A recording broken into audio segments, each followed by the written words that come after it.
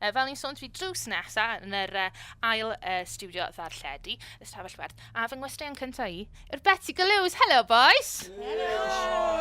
Hello! Mae'n groes o cynnes iawn i chi i'r ystafell werth. Ond y peth cyntaf nethoch chi oedd tynnu pethau oddi ar y waliau. Felly, allwch chi wneud yn siŵr, boys. Fi'n gwybod bod chi'n dod o Ferthyr, ond bihafio. Reit y boys, mae rai fi weid hefyd, llon gyfarchiadau. Chi newydd gamu oddi ar y llwyfan. Nes i weld eich set chi anhygol. Dal, sut ti'n mynd lathi? Diolch yn fawr. Gael just dweud. Oedd yn ffantastig, nes i really mwynhau. Tro cyntaf fi yn Maes B a tro cyntaf fi perfformio, so oedd yn gret. Mae rai fi weid, oedd dy lais di yn anhygol. O'n i gem llwyfan yn paratoi, dwi yn paratoi, fe'n rhywbeth yn swnio fel awdio. Ac o'n i fel, gobeithio, mae rai, neu'n siŵr ni weld y Betty Galoos. Byddwn ni gwrando mas amdano nhw. A wedyn nath y llais yma ddod o'r yla. Felly, beth amdano ti, Jamie? Ti mwynhau chwarae Maes B? Do, cyfle gwych oedd e'n full house, oedd e'n ffantastig. Os dydydd hefyd, mae dyma'r flwyddyn gyntaf, mae'n noson fawr i chi chwarae, gwybdaeth Hynfra'r, bandana, a Bryn Fôn, chi ar yr un llwyfan, mae rai bod yn fraint. Odi, mae fe'n fraint ac yn anrydedd, sy'n ni'n gweud. Sut ydych chi ymateb pan gyda chi'r alwad ffôn na yn gweud, helo, chi mae'n chwarae Maes B, nos Wener ola, gyda Bryn Fôn? Wel, o'n i'n gwybod pryd ni bod ni wedi cyrraedd. Ydych chi wedi cyrraedd, chi di ryddhau EP? Sut ymateb chi gael hynna, Jamie? Mae di mynd lawn dda iawn, ni wedi gwerthu llwyth, so mae'n cael ei chwarae a mae pobl yn joio'r music. Sunny Happy Music fel y fe, so mae'n dda. Ydyn ni gael mwy o Sunny Happy Music, cerddoriaeth Hafedd Betty Galoos, mwy ar y ffordd?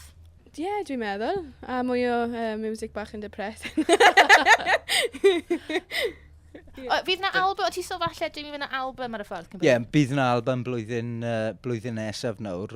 Mae Dafydd Iwan wedi addo talu amdano fe. So, mae digon o material dyn ni'n neud, a maen nhw gyd yn hit singles. So.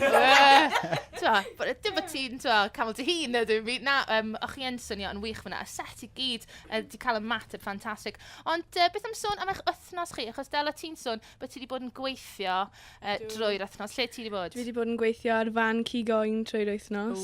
I know. A fi'n casau'r arogl o Cigoen. A mae wedi bod fel hynllef, really awful. Felly, faint ydwch ti wedi bod yn deffro bo bore? Wel, 6. A wedyn mynd erbyn 7, treulio awr yn gwylio pobl yn y maes parcio. Wedyn cysgu tipyn. Wedyn mynd a gweithio trwy dydd tan 5.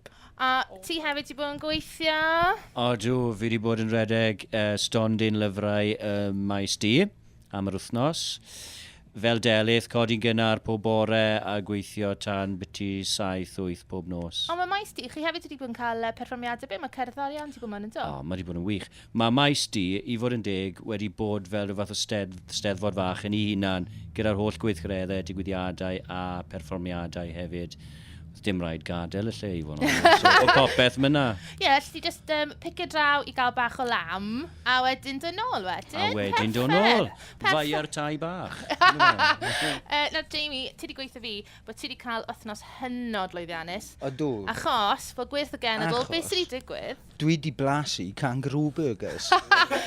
A hefyd, fi wedi cwrdd a cariad fi, y fenyw, dwi'n mynd i priodi a setlo lawr gyda. Mae hynny'n rhyfedd, ti'n gweud ti wedi cwrdd â rhywun ti yn mynd i briodi, ond pan ysyn nhw ti beth y peth gorau sy'n digwydd ti, y peth cyntaf oedd bita burger kangaroo, a wedyn ffindo cariad. Nes i ddim actually bita fe, nes i just prynu fe.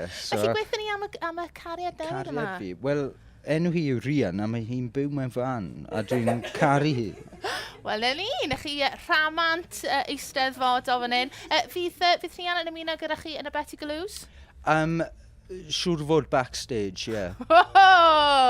Neis iawn fyd. Ei, boes, diolch yn fawr iawn i chi am ddod mewn i'r stafell werth. Fy ngwesteion cyntaf i am heno.